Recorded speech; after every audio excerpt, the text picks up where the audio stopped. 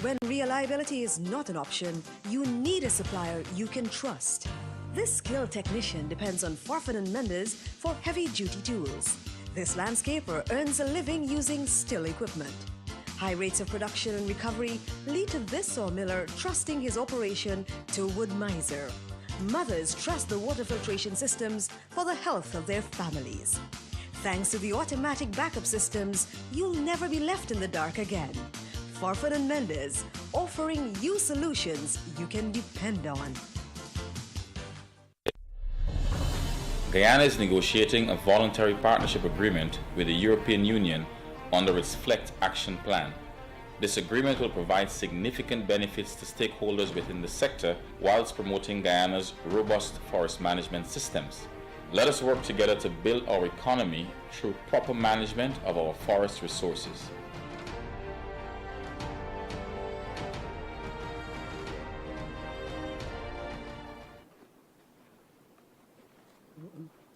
Hello everyone. Thank you for tuning in on this program where we give you another update on the Guyana-EU FLECT Voluntary Partnership Agreement. As most of our stakeholders are aware, the Voluntary Partnership is a timber trade agreement between Guyana and the European Union. And the main objective of this voluntary partnership is to expand trade and increase market trade in a very good business environment.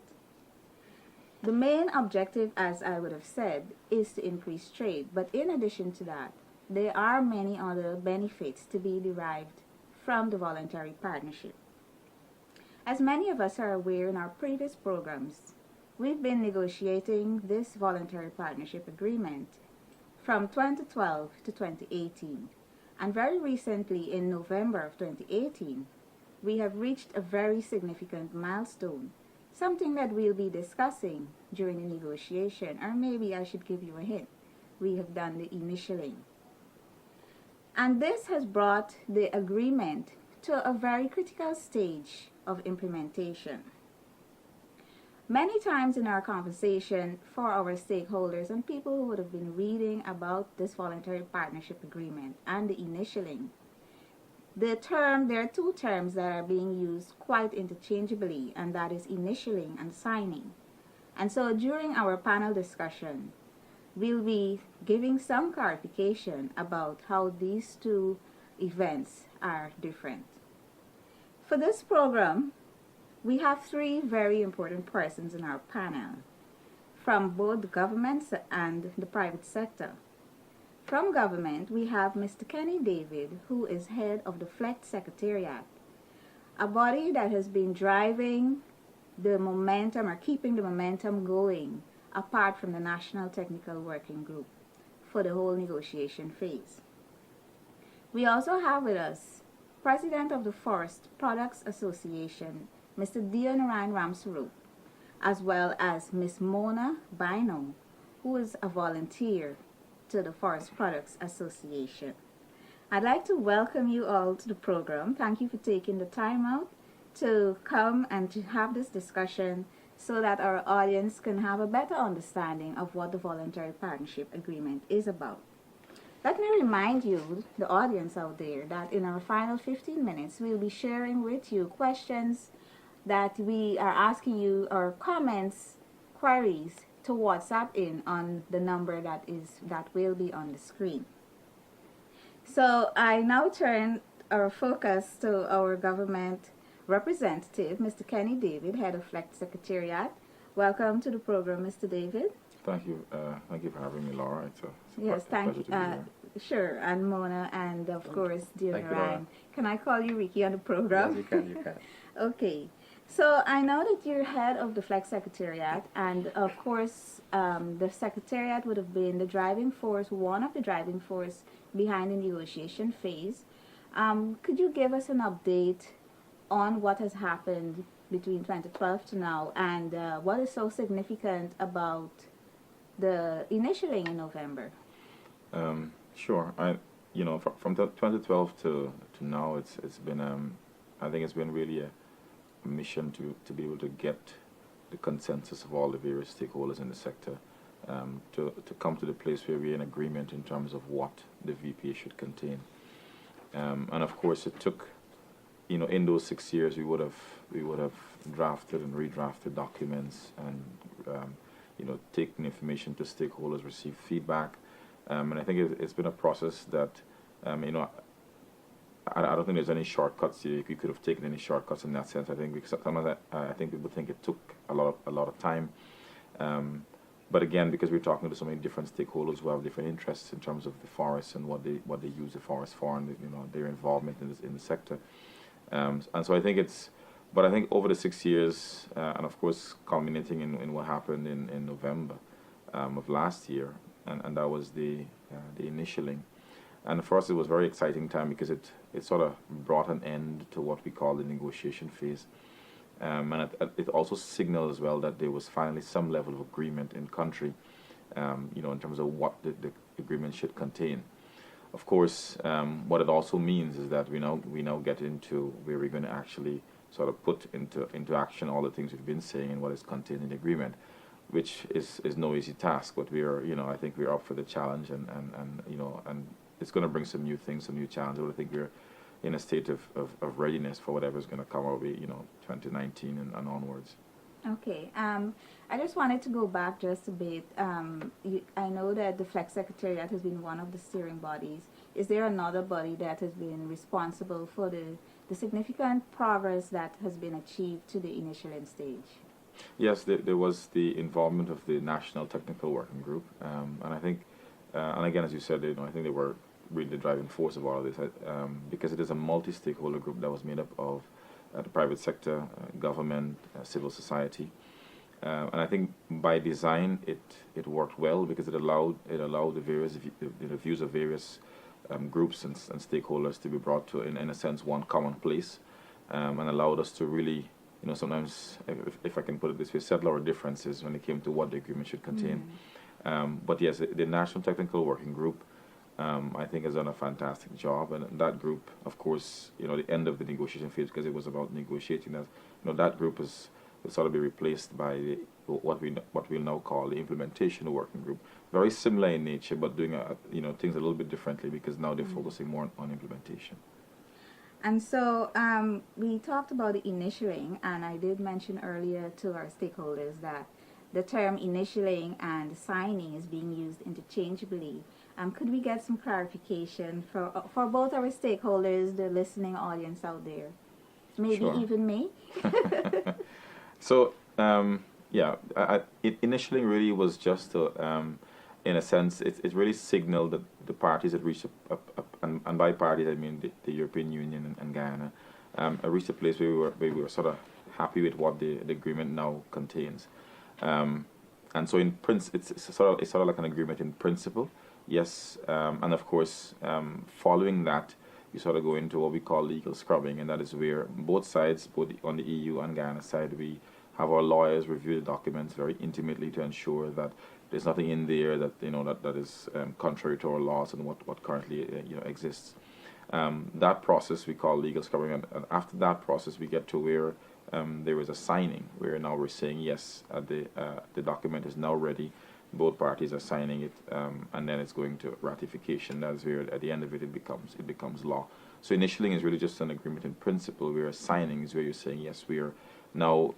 It's now sort of a legally sound document. It can now go through the Parliament in our case, and then it eventually becomes law. Oh, great. Well, thank you for that.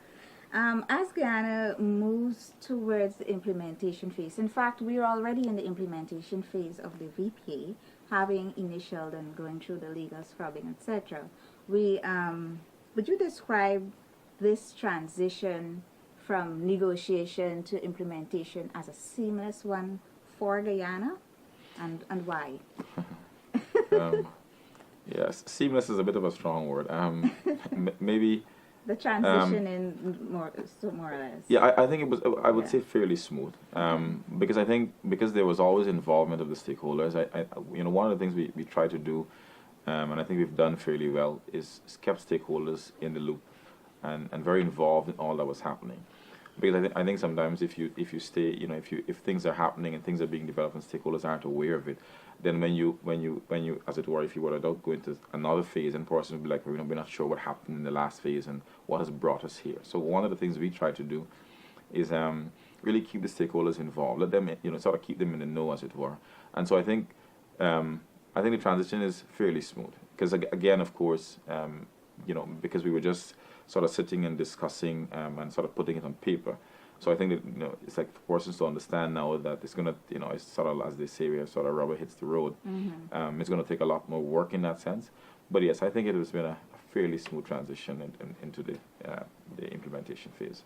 So we're talking about implementation phase. What is the implementation phase? What should the stakeholders expect? Or rather the partners in the industry? Because I understand during that negotiation phase, you would have been interacting with stakeholders so much now that it brought you to a place where it's now a partnership in this voluntary partnership agreement. So what is the implementation, and what should stakeholders expect? Are they already expecting? Do they know? Yeah, I think the agreement itself. I mean, as you mentioned, it is a timber trade agreement, and it's all about legality.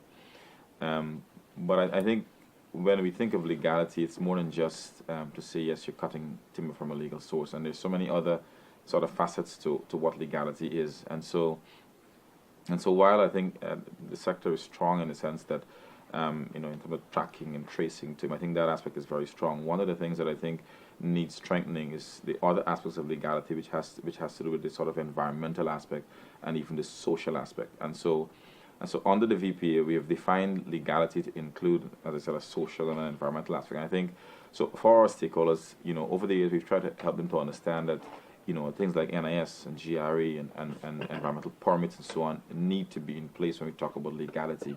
And as I said, I think some of those areas are going to need strengthening, because so while the laws exist in that sense on paper, they haven't worked, I think, as well as they should. But of course, we will work with the stakeholders to make those a reality. And I think what stakeholders can expect is really, as I said, a lot more discussions and really building of the systems to ensure that what we've talked about really works. Implementation, I think, is also focusing on gaps. I think what we recognize is what FLECT requires and where we currently are. They're not on par in that sense, and so there are some gaps. There are some things that don't work as well as they should. And again, from it's not sort of blaming any one person if it doesn't work. And many things that need to be, training needs to happen. I said, as you mentioned earlier, there are many other benefits to the VPA. So they're not, the infrastructure, communication network, so much more needs to happen. But I think it's really for stakeholders to, I think, continuing to support us as they have been doing, understanding, as I said, that we will work with them. So what they can expect is really more on the ground, sort of hands-on, sort of, this aspect of the process where we sort of put systems to work rather than sort of talk about what the systems would look like. It's now we're going to get down to designing them, testing them, and say, yes, they actually work. In that sense. I get the feeling that the stakeholders and agencies, everyone knows what is required, and would have been meeting them to some extent, because my understanding of the Voluntary Partnership Agreement, FLECT, it's nothing new. Is it a case that we would have been building this agreement on an existing system, on our current laws? Yes, I think that's quite accurate. I think we have, because we recognize as well when we started the discussion on the VP in 2012, and even just prior to that, as I said, we had a pretty good system of tracking and tracing timber already, and the Environmental Protection Agency already exists, and the Revenue Authority and the NIS. These are all agencies that exist, and so it made sense to build on that rather than try to go and, as I say, reinvent the wheel. But again, as I said, there are gaps. Mm-hmm. So it's not a perfect system. And again, because legality now is a lot broader than how I think we traditionally saw legality, it means that, there has to be a sort of a much wider partnership, as it were. So it's not just the Forestry Commission now and saying, we can track timber. We're pretty confident of tracking the timber in the supply chain, as it were. We now have to ensure that workers are compensated for adequately, and people are, wages are being paid, and the environment is also being protected. But again, because it's one agreement, it means we have to now partner with all these agencies. In fact, I think there are 17 agencies that will sort of have to come together to make, and it's no easy undertaking in that sense. But yes, a lot of it has been done and is happening. But again, because it's happening with different agencies, sometimes I think, for want of a better word, in a sort of fragmented way. And I think the VPA is going to require everybody coming together in the same space and making this work. So I think that may be one of the challenges. But again, based on the support we've had in the last few years, I think it's going to be great. Excellent. Thank you for that. And just to remind you, our audience out there, you're watching an update on the Guyana Voluntary Partnership Agreement. We'll now have a short break. When reliability is not an option, you need a supplier you can trust. This skilled technician depends on Forfan and Mendes for heavy-duty tools. This landscaper earns a living using still equipment. High rates of production and recovery lead to this sawmiller trusting his operation to Wood Miser. Mothers trust the water filtration systems for the health of their families. Thanks to the automatic backup systems, you'll never be left in the dark again. Forfan and Mendes, offering you solutions you can depend on. Guyana is negotiating a voluntary partnership agreement with the European Union under its FLECT action plan. This agreement will provide significant benefits to stakeholders within the sector whilst promoting Guyana's robust forest management systems. Let us work together to build our economy through proper management of our forest resources.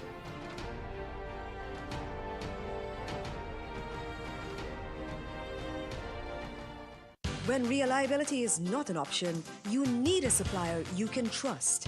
This skilled technician depends on Forfan and Mendes for heavy-duty tools. This landscaper earns a living using still equipment. High rates of production and recovery lead to this sawmiller trusting his operation to Wood Miser. Mothers trust the water filtration systems for the health of their families.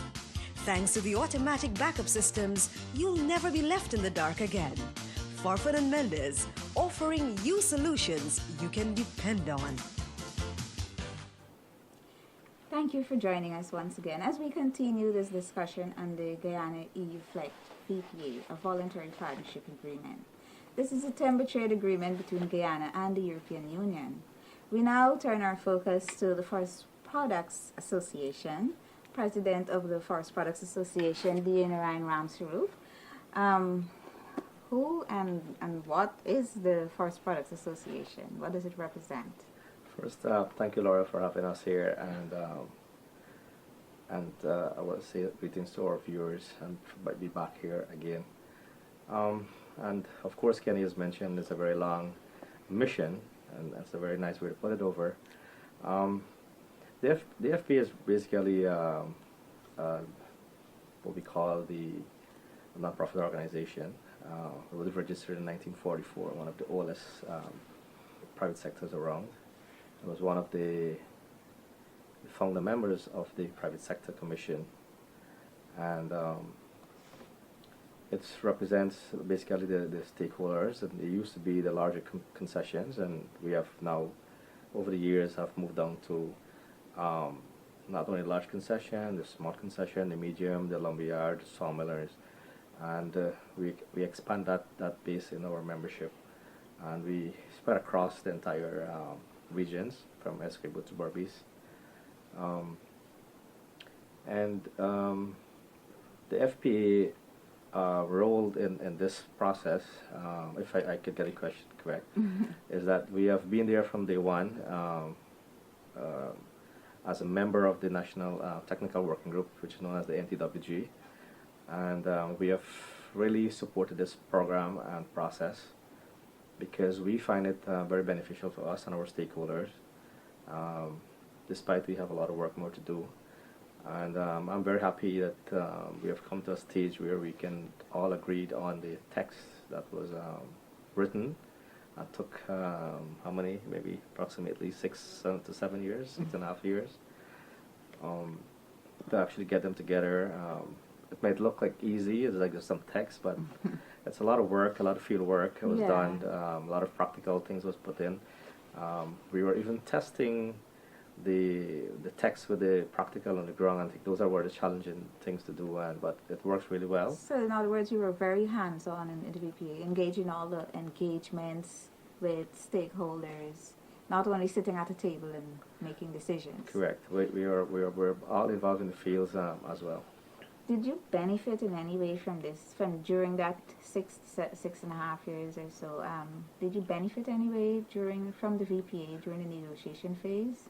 Yes, of course we have benefited a lot through projects, and of course I will probably ask Mona to give you an insight Sure thing, to that aspect of the projects, because she's basically with us on the projects.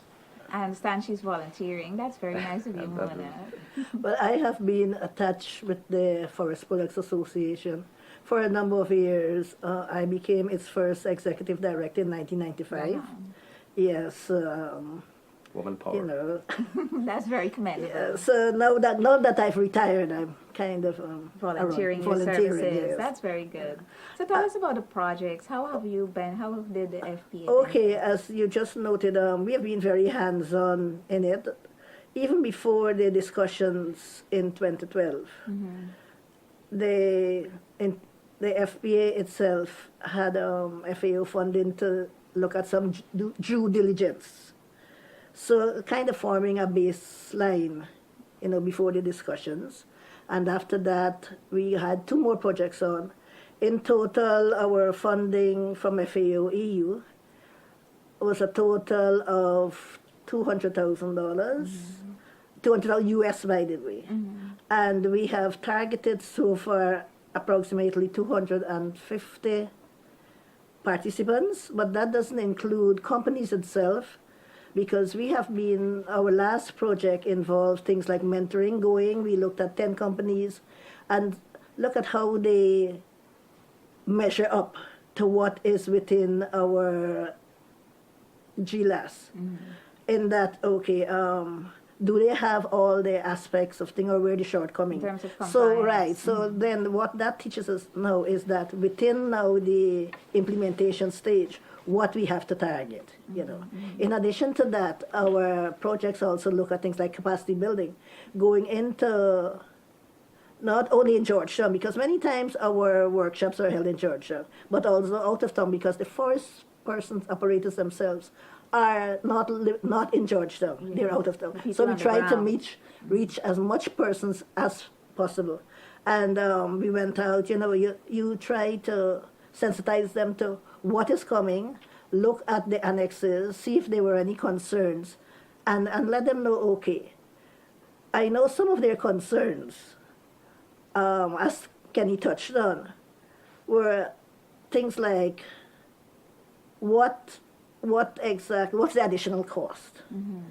But you see, the thing about it is that communication and information is very important in this whole process. While you're going in the concessions or wherever you're meeting them, you need to keep communicating to them to get them on board. Let them know, okay, it's just the simple things that you have to do as a business. Yes. Right? The record keeping. The and record, things like right. that. And we have found, as also Kenny said, is that the aspect of forestry itself, cutting, log tracking, or what's, are really on stream. Yes. But the other regulations they have shortcomings, because many of them, some of them don't know really how to calculate the NIS, when it should be submitted, what about the taxes, and those are things that we really need to work on. Okay. And I think, Laura, I want to touch on a very good point in that this VP, and I want to make this quite clear, it doesn't add any pressure to our existing business. It doesn't add any pressure to the current laws. We just needed to align it, and I keep saying it, align it, our business to match whatever it is there. So that's what the VPA does, is aligned our laws to what our current operation is supposed to be like.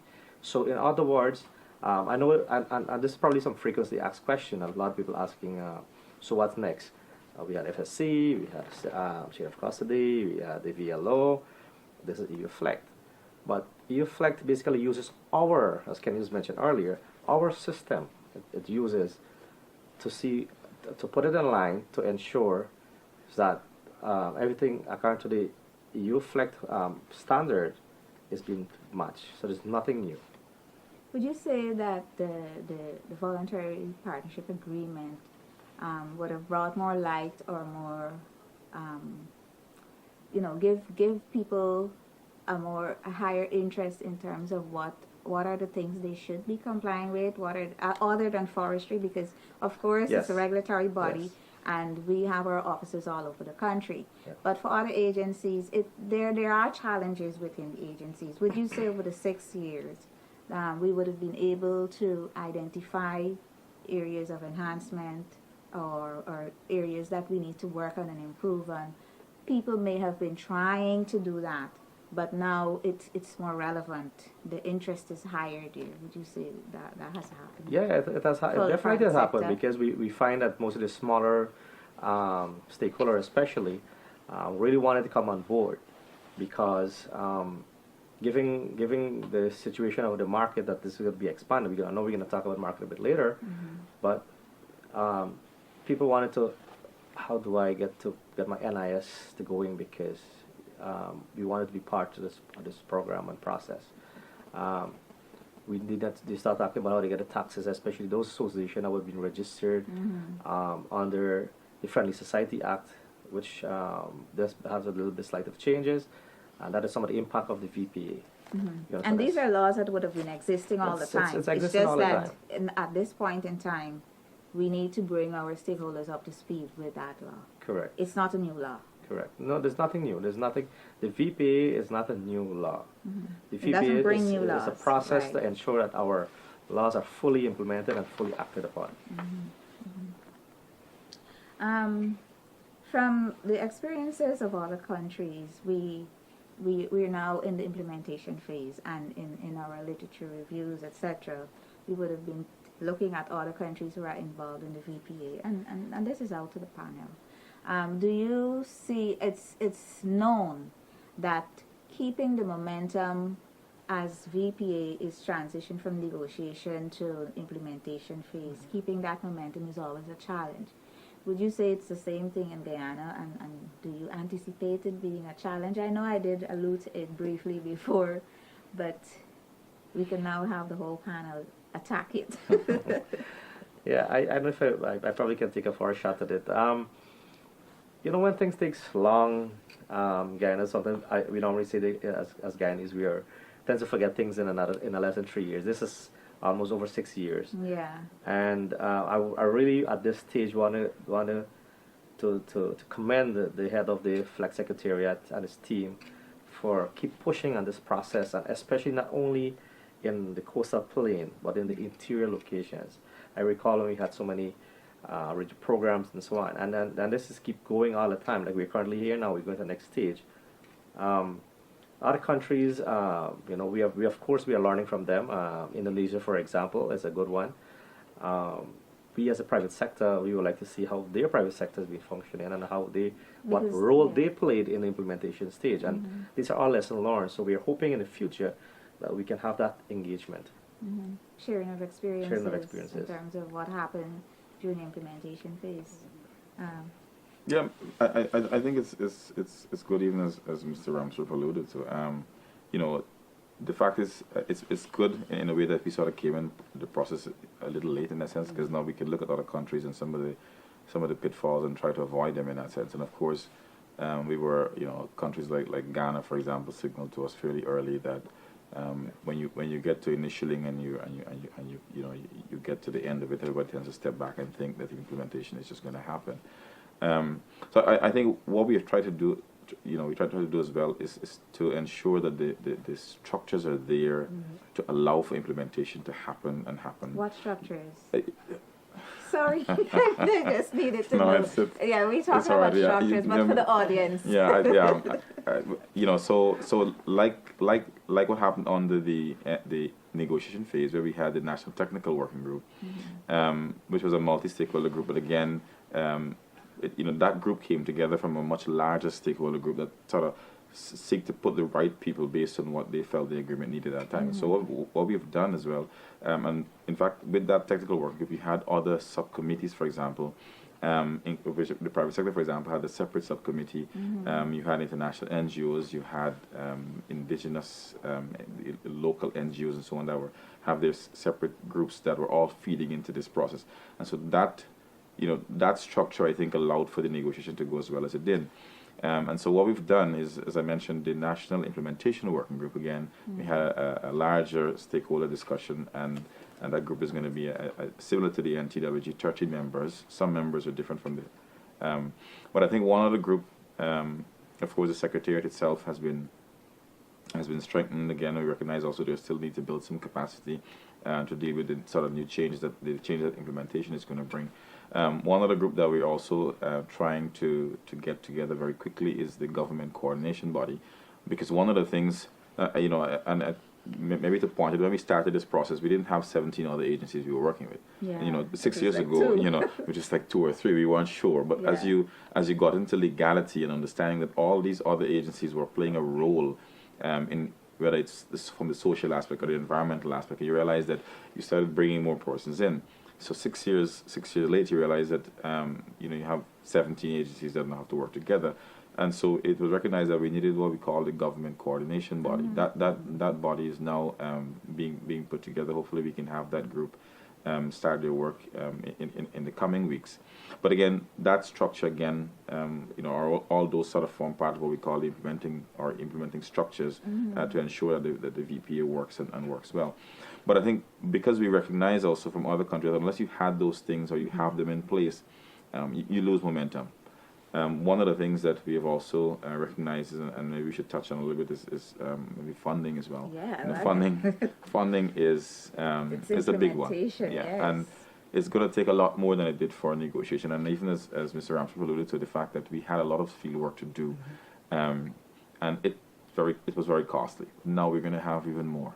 And we're going to have to sit, and there's going to have to be training that's going to have to happen. Yeah, it's not only, I know you did talk about communication and engagements, but it goes far beyond communication and engagements now.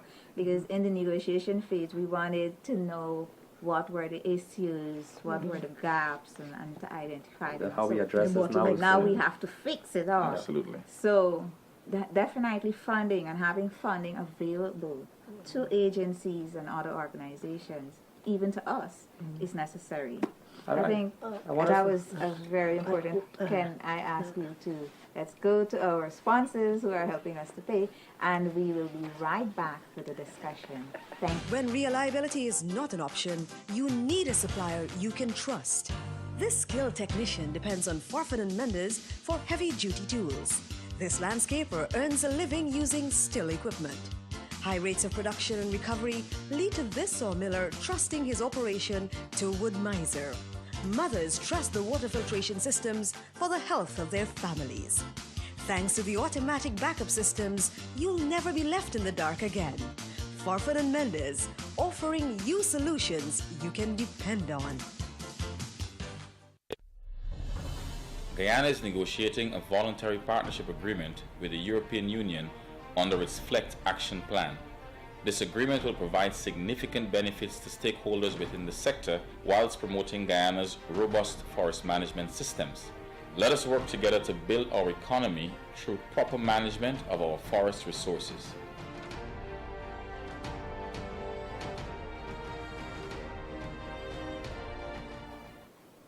Welcome back, and thank you for joining us. And just as we went into our break, we were talking about the momentum, keeping the momentum as we move from the negotiation phase to the implementation phase. Mona, you wanted to share with us a very important point on that, keeping that momentum going. Yes, Laura. It's a question that's asked many times from the producer's end. Because of the number of policies or the number of areas that we looked at before, things like we were looking at our own local certification some years ago, then we look at FSC. So producers always want to know, okay, now that you've come up with FLEC, would it go the same way as the others? How do you continue it? So it is an important thing, and we need to continue because, as I said, not only would producers benefit, but the country itself, because when you look at compliance, because it's basically, as we said before, compliance. Yeah, in terms And when you look at compliance, you need to be on them. And in many instances, not only in the forestry sector, but we see around in Guyana that sometimes something begins and then it falls by the wayside. So people go back to the same thing they were doing initially, Yeah. you know. So the question of momentum need to be continued so that they can get, and you, the producers, not only producers, but Guyanese on the whole would find that when you comply, everybody benefits, you know. It's not only the producers benefit, or who, because then you have, the, as we said, the social aspect, the NIS aspect, so it's everybody would benefit. Yeah, I know that. I know we keep talking about compliance and our stakeholders complying, and so, and while some of us may be aware of the benefits of complying, especially so when it comes to fines, right? It's not only fine that we want to generate revenue for, but in this trade agreement, what we've agreed to do is to comply with our laws to make our timber legal, and you know, that social as well as the environmental component of it. But how would this increase trade and expand markets and all of that? Would you agree that our buyers out there are really looking for products that are sustainable, that are environmentally, you know, safe, that are that respect social issues and people and all that? Would you agree that is a very important reason why we should comply? It is, but as some producers say, well, I'm not selling to those markets, you know. But we try, as I said before, information is very important. So while many of them said they're selling in the local market, so they'll be affected, but the thing is that whoever buys the local market may eventually want to export. And so it's all a whole question of where did you get your logs from? Did you did the person who you bought the forest products from comply with everything? So, you know, if you do it in the beginning, then you don't now have to lose your market. So, and as a matter of fact, it expands your market. And what you'll find is that sometime down the line, I think nearly all markets would require the same thing. And the other thing is It's that a global it's a environment. if you sell to a market that doesn't necessarily ask for it now, it's an advantage for you that you can tell them, look, when you look here, I have complied with all the laws of my country, and might even give you a higher price. Yeah, well, you know. leverage. Yeah, certainly. Oh, Turkey, definitely. And I think want to touch on it. There's a chain. Despite if you're a small producers, well, you know, I'm not that interested thing it, but no. But when you have a cluster approach, because if I have a market that I require a certain species, let's say for example, Kabakali, I might not get all the supply from one person, but I can take from 5 other persons to satisfy the market requirements. At the end of the day, those persons will have to be in full compliance. That you're getting from, because as I understand and as Mona said, the different, it was of course it's a question always, FSC, what next, this and so on. But they're all important. FSC is still in existence. The whole international marketing is looking for a system like this. They want you to ensure that your timber is being sustainably harvested and is legally harvested. And that is the key that we're trying to do. That's all we're trying to do. We touched a little bit, in fact a lot, on our stakeholders. Who are the movers and shakers in all of this? For me, one of the most beautiful thing ever happened through this VPA is to have the government, civil society, and the private sector sit on a table and bring all the issues together, and that is what is the actually movers. You understand? If the three-party can't decide, then it can't move. Either one opt out, it can't move. And I think that is what was the key. And this is, I can share this is what happened to Indonesia too.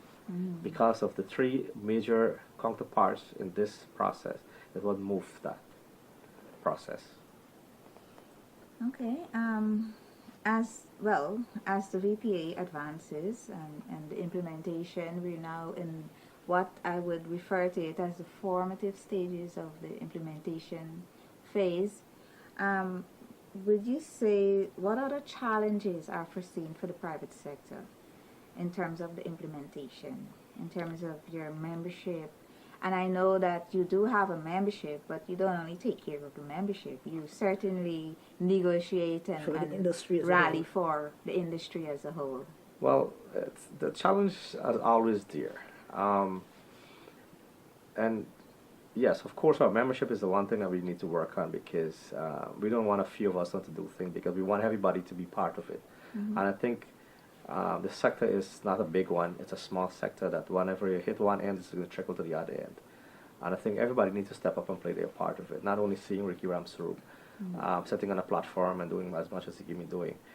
That's what everybody input. And I need like younger people to come forward and to step on the game and says, you know what, we're involved in this forestry. More females come forward and say, look, we don't have to hold a chainsaw to do it, but logging.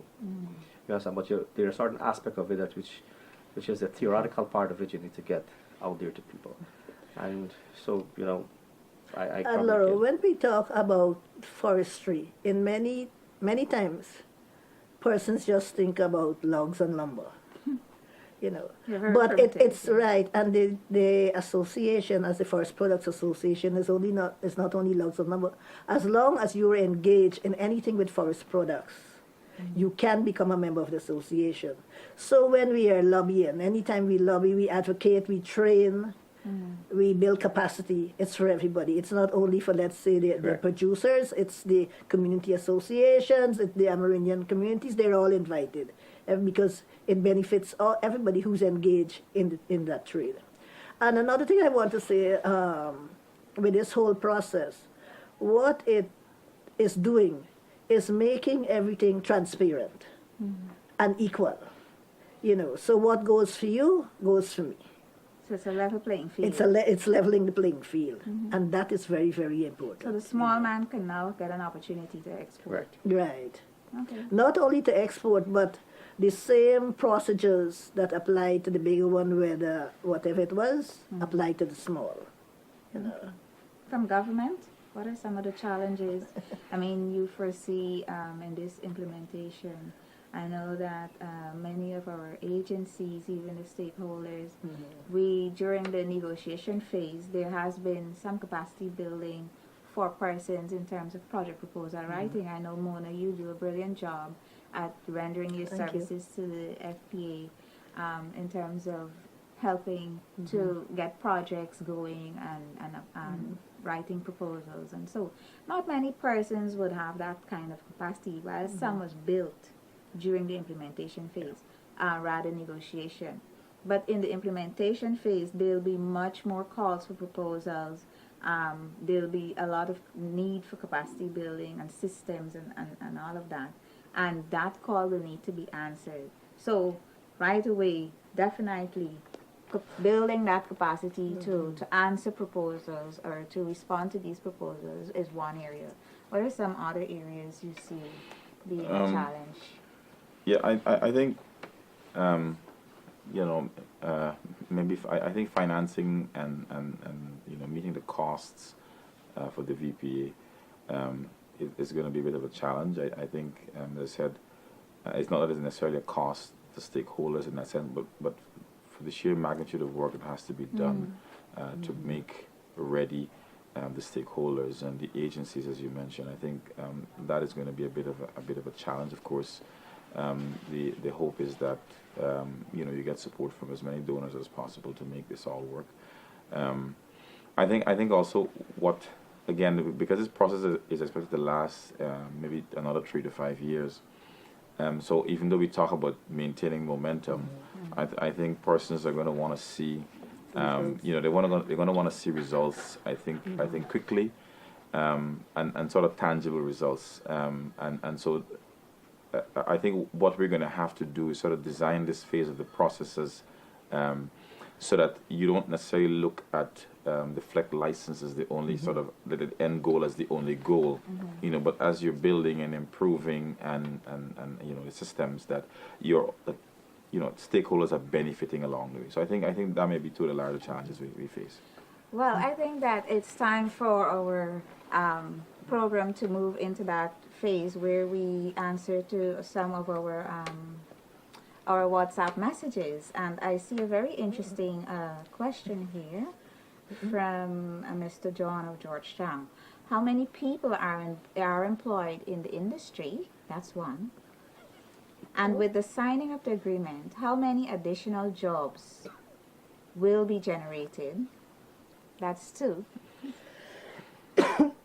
Also, does the agreement include for training and development as well as dealing with corruption at the grassroots and middle levels? So I'm going to, put those questions out to the board. I'll just repeat them. How many persons are employed in the industry?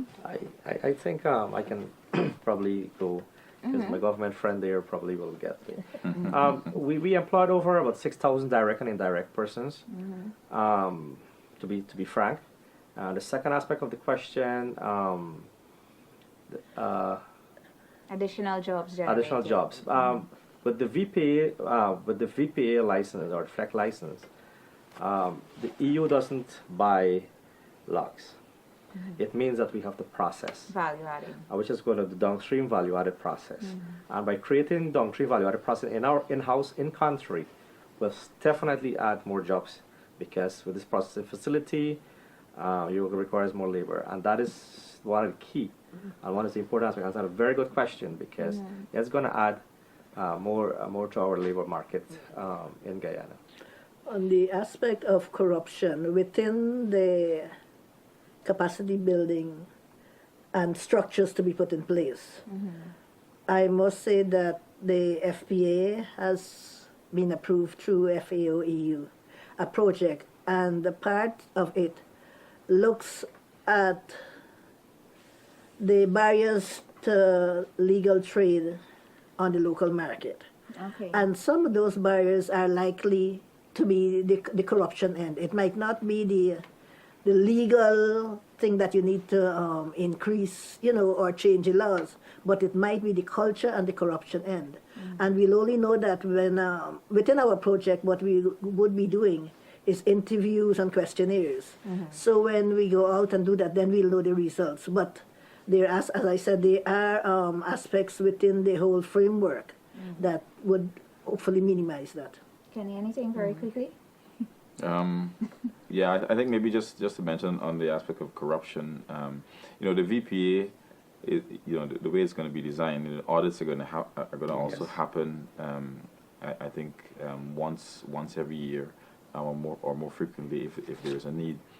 And I think, and again, that is going to be done by a third party. So the way, and again, it will allow for that period where you're checking the system from source all the way to market, and to ensure that everything is transparent. Additionally, one of the things that there's also an annex in the VPA that talks about information that will be made publicly available, and that annex actually specifies, I think, in a very useful way, the kinds of information, FLEC licenses, and who has been licensed, number of licenses, to which destinations, and so on. I think, and all of that lends itself to transparency, and and I think it's a very useful tool the way it has been designed. So it's, in a sense, that sort of dealing with the corruption, I think, is sort of built into the agreement.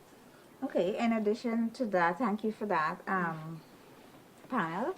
In addition to that, I believe that, and it has been very significant in the negotiation phase, whereby we would have drawn from experiences in other countries where the VPA certainly is a tool that brings and improves good governance in a country through the agencies, the stakeholders in their understanding of their compliance levels to improve those. So definitely it will address corruption, and in many cases we see that this is just a scenario whereby persons are unaware of laws, and they don't know how to really meet those laws or to meet compliance levels, and the VPA has certainly enhanced governance at every level, so definitely there will be improvement there. It's now reaching our time to wrap up rather quickly, and so I would just like to thank our panelists and the persons who would have texted in. I know that We were unable to address all of the questions. However, you can visit us on our Facebook page at the Guyana EU FLECT VPA Facebook page, and also at the end of the program you can also visit our Forestry website for additional information. We can actually try to answer those questions and post the question and answer on our pages. That is why we chose to WhatsApp. Thank you for tuning in. This has been a very brilliant discussion, I'd like to say. Thank you for taking the time to come. Thank you for listening in. Join us next time as we bring to you more information on the Voluntary Partnership Agreement between Guyana and the European Union. Thank you for tuning in. Bye for now.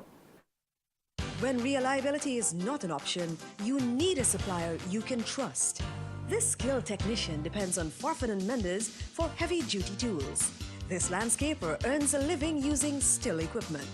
High rates of production and recovery lead to this sawmiller trusting his operation to Wood Miser.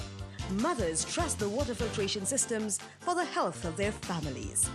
Thanks to the automatic backup systems, you'll never be left in the dark again. Forfan and Mendes, offering you solutions you can depend on. Guyana is negotiating a voluntary partnership agreement with the European Union under its FLECT action plan. This agreement will provide significant benefits to stakeholders within the sector whilst promoting Guyana's robust forest management systems. Let us work together to build our economy through proper management of our forest resources.